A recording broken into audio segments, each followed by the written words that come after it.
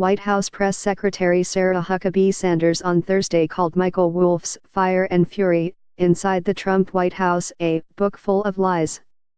She said during a media briefing it is riddled with fake stories and information that's not true. It's merely some trash that an author that no one had ever heard of until today, or a fired employee, wants to peddle, Sanders said, referring to Wolff and former White House chief strategist Stephen K. Bannon, who is quoted frequently in the book. Yet as Sanders dumped on Bannon, she cited Wolff's reporting in Fire and Fury as a legitimate source. The book also says that he had been sidelined by April 2017, which I think goes further to indicate that he had very little credibility to give much information, particularly after that point, Sanders said. So, according to the White House, readers should not believe what is in the book except this part. Bannon's pronouncements about a 50-year rule for Trumpism might then be supplanted by the rule of Jared Ivanka and Goldman Sachs. By the end of March, this was the side that was winning. Bannon's efforts to use the epic health care fail as evidence that the establishment was the enemy had hopelessly backfired.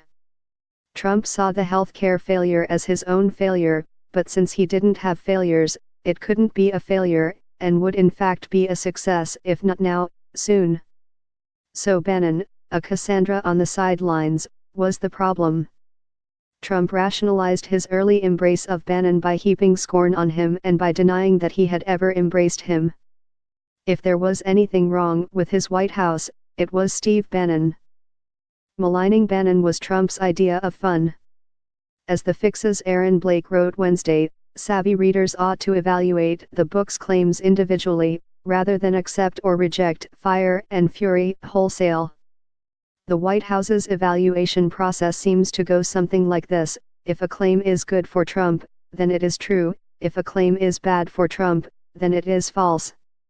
Is it possible Wolff is right about Bannon's influence having waned within the first few months of Trump's presidency but wrong about some other things? Sure.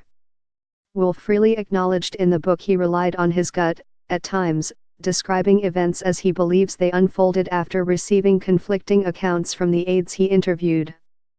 But recall that in April, when journalists first reported Bannon and Jared Kushner were clashing and Bannon was being marginalized, White House Press Secretary Sean Spicer contradicted that narrative.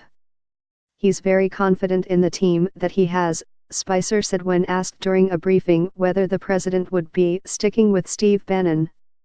They have an unbelievable amount of knowledge, and he believes the counsel that they all bring to the table.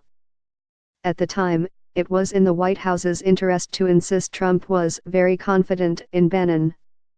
Now it is in the White House's interest to say Bannon had been sidelined.